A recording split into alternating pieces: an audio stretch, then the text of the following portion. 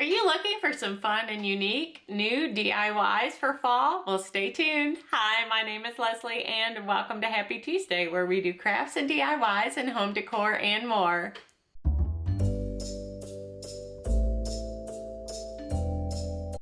Today I have for you 5 super cute projects using fabrics that you can find at the Dollar Tree.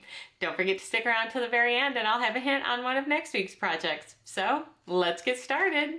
And here is a quick sneak peek of all of today's projects. I am so excited for today's video, and that will bring us to project number 1. Look at these cute candy corns. So I just took a piece of cardstock just because I wanted it to be a little bit stiffer, and I drew out a candy corn shape and cut it out, and then I cut it into 3 different pieces, one for the white, one for the yellow, and one for the orange. Now these pieces of fabric over here on the left are all scrap pieces, except for that white piece, and I just got that as a remnant at Hobby Lobby, I believe it was. And so we're going to fold these pieces over because I'm going to make 2 of the candy corn. So we need 4 of each piece. And so I'm going to go ahead and cut out the 4 of the bottom in orange and the 4 of the middle in this yellow fabric. And you can use whatever colors you have on hand or whatever colors suit your fancy for these candy corns. And so we're going to go ahead and get that cut out, and then we'll take this remnant piece, and I don't know if you can tell, it has a little bit of a pattern to it. It's not just plain white, or you could use, again, whatever fabrics you have on hand. So I'm going to go ahead and cut out 4 of the white pieces, and then I am going to lay them out in the design that we're going to have here. First I'm going to take my little mini press and give it all a quick press, and then we'll take the liquid stitch, or you could use fabric glue or any kind of fabric glue you have, or fabric hot glue, which we are going to be using in today's video. And or you could sew these with your sewing machine. But I find it really just quick and easy to do it with the liquid stitch, and the liquid stitch is a permanent hold. And so once I've gotten all 4 of these put together, then we are going to glue 2, one on top of each other with their wrong sides facing. And we are going to use some pillow fluff or whatever pillow filling you have from an old pillow, or if you have some fluff hanging around, whatever you've got going on there. And we are going to just give it a nice little fluff up and use our liquid stitch to finish that opening and get that all closed up for us. The one thing I love about the liquid stitch is it's just super simple to use, and it does have a permanent hold. I love that. And I can go ahead and seal it with my handy dandy little mini press, and then I'm just going to rip some of that white fabric and give it a little shoestring bow, and I'll tie that onto each of the little candy corn. And then we're going to take our handy dandy little brown ink pad and just give it a little bit of a rustic up feel, and this project is complete. Super simple. I love the frayed edges and just the rustic kind of look of it. And that will bring us to project number 2. I love this little pumpkin. So I'm just going to pull out all of my scrap fabric that has anything to do with fall or orange and kind of all goes together. And I am just taking this lid as my pattern, and we are going to draw quick little circles and cut those out.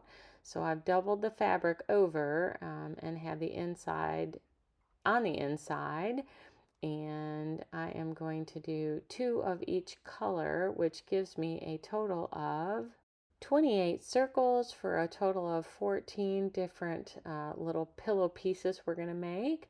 Now, if you don't have 7 different pieces of fabric, you can just make whatever number is going to equal your 14. Now we are using the Sure Bonder fabric glue, and one thing to note is even though I did run over it there with my little mini press after I glued it down, unlike the liquid stitch, when you run your little easy press over it, it will melt the glue and then it won't stick again. So just keep that in mind. You can't seal the edges with the mini press like you do with the liquid stitch with this Sure Bonder fabric glue, but it does give a permanent hold once it is dry. So it is see there, I kind of showed you where I ironed it and then it didn't close. So we're just going to glue it about halfway around with the outsides facing outside and the insides facing inside, and we are just going to give it just the tiniest little fluff of pillow fiber in there just to make a little flat puff. And once you've gotten all of them glued and stuffed, then we will start assembly of our pumpkin. Now, you don't want to put too much in there. You just want to have enough that it's just kind of like a little flat puff. Does that make sense? Flat puff. Is that an oxymoron? Anyway, so we are going to now organize them in a circle. And I alternated the fabrics and put them in an order that made sense to me design-wise. And now we are just going to take some of that fabric hot glue and glue it on the edge and then glue each of the pumpkins together. So I've gotten the first set glued together, and now we are going to glue the second set together. And as I'm recording this, I just realized that even though I had 7 different fabrics to start with, I only ended up using 6 of them, it appears. So we are going to have a total of 12. And once I've gotten them all glued, I will take my little twig piece from outside and use it as a center to glue the 6 and the 6 and get it all in that round shape. And then I just have a couple of scrap little leaves that I added on there and some wire to make some little tendrils. And this project will be complete. I am in love with this little fabric pumpkin. I just think it is so adorable and so colorful, and I just love the way this turned out. And that will bring us to project number 3. I just want to interrupt this video real quick and tell you guys how much I appreciate your love and support every week. We got to 3,000 subscribers last week, and I am looking forward to the next 3,000. For all of you that hang out with me each and every week, there are no words for how much I appreciate you. And if you're new here, thank you so much for joining me. And if you would click that subscribe button and the bell so that you'll be notified every time I upload a video. Don't forget to give it a thumbs up. I have been wanting to make this leaf gnome wreath for such a long time and finally did it. So if you'll remember when we did Christmas in July, I showed you I had these little Santa gnome forms from Dollar Tree. And I took the beard off of one of them to be able to use on that little bobblehead Santa. If you haven't seen that, I'll have it linked below. But we are going to take the rest of this apart and we are going to use this as our form to make this leaf gnome wreath. Say that 3 times fast. Leaf gnome wreath. Anyway, I have these little mushrooms from the Dollar Tree, the styrofoam mushrooms, and I'm going to give that a quick coat of plaster paint, and we are going to use this as our gnome nose. And I am going to take just this little stocking, nylon knee-high stocking, and wrap that around and give him kind of a flesh kind of color, and that'll give it a little bit more texture. And we're just going to glue that on there, and that fits right through that little hole in the form. And then we're going to take some of this burlap and In hindsight, I probably would have done my hat just a little bit different, but for this purpose, we are going to cut it kind of in the shape of a hat with a little bit of twisty on the side, and I am going to use our hot glue fabric glue, and we're going to glue it together. And I did put a little bit of stuffing in there. I don't know if I would do that again.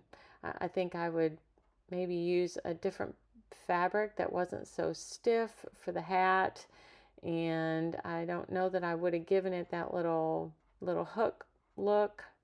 I'm not sure. I think what I didn't like about the hat was maybe it was just too big. But anyway, I didn't want it to be dwarfed by the leaves that are going to make up his beard. And so I've glued it together, and now I'm going to turn it inside out so we don't have the rough edge on the outside, but we have a smooth edge. You could also use the liquid stitch on this, or sew it together if that's what you wanted to do. So I'm going to get that little hook all squared away, and then I'm going to give this a quick little iron down with my mini press and get it all flattened out there.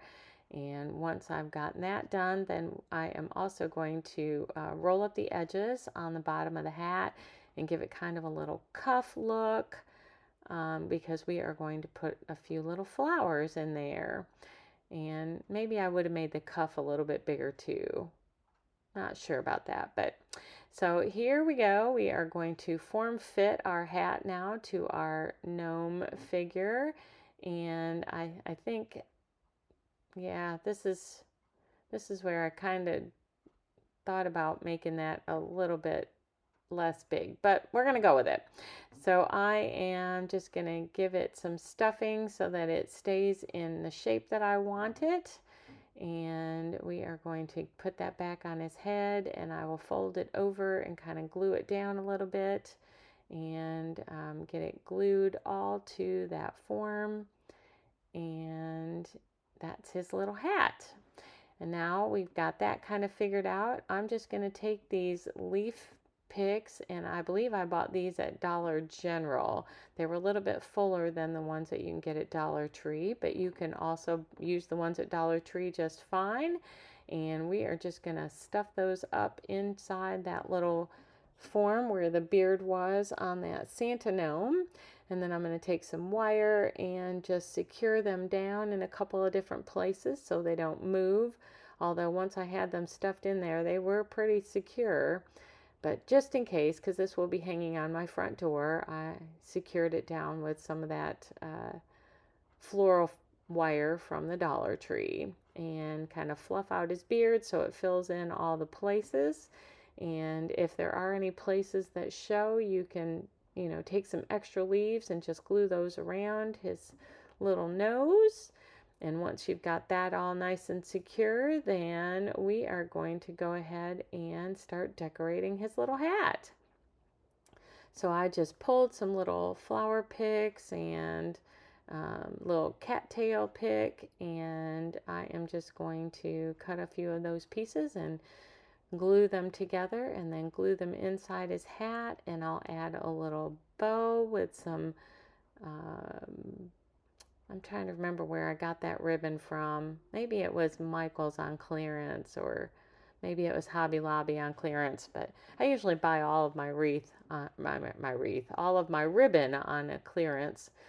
And so I'm just gonna do that in the form of a bow, and then tie it together with a little bit of that floral ribbon and glue that on, and take a little sunflower and glue that on. And then I felt like the petals were just not sticking where I wanted them, so I glued them to the wreath so that they stood up nice and straight like I wanted. And this project is complete. Now to hang this, I'm just using the back side of that little gnome figure, or you could tie on a little bit of that floral ribbon on the back side and make a little hanger. But I just think that he turned out so cute, and I'm so happy to have done this. And that will bring us to project number 4. And I think of all the projects today, this one is probably one of my favorites. So I found these cute fabrics at the Dollar Tree, and I am going to just take some of these leftover Easter eggs that I also bought at Dollar Tree, and I am going to glue that fabric all around the Easter egg so that I can get it covered up. Now with this blue fabric, you can't see through it, so we didn't need to paint the egg first. But when I use that muslin, that homespun, I did paint underneath it because you could see the design of those colorful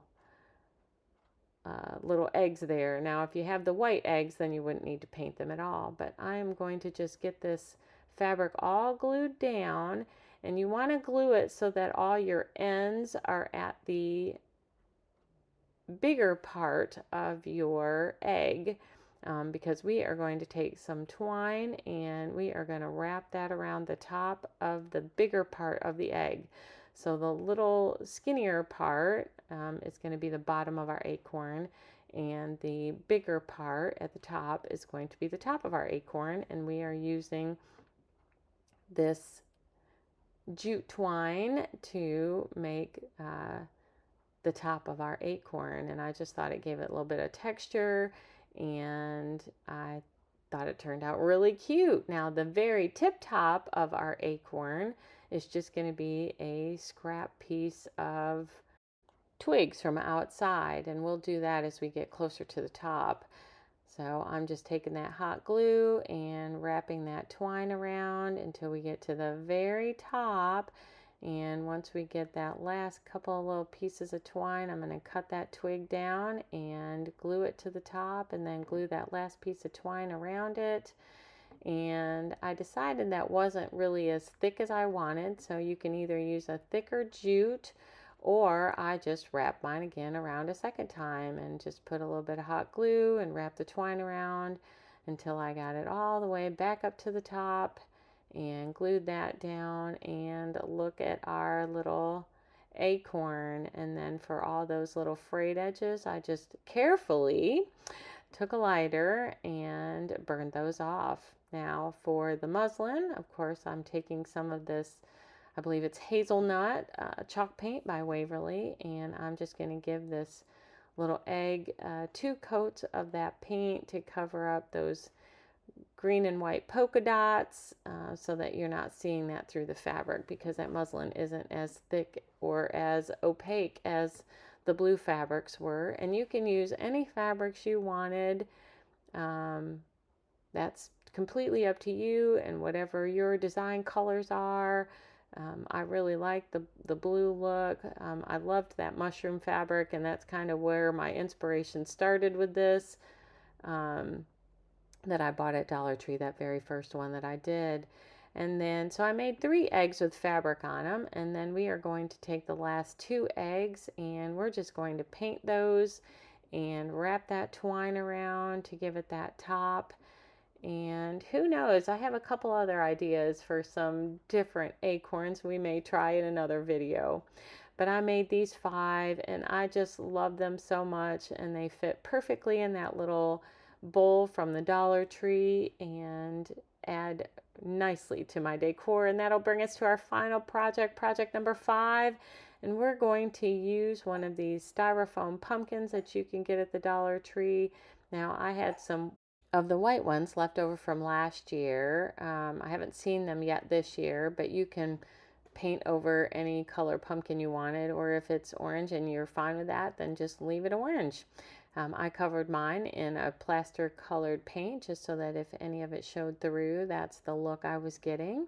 And then I grabbed some of my fabrics that I thought went together for fall, and I ripped off rectangular pieces. Now when I very first got started, I was gluing them together in kind of that rectangle shape, but as I went along later, I decided that that left too much fabric down at the bottom. So I'll show you what I did later in a minute. But to get started, we're just going to glue them down into that rectangle shape and then twist them around.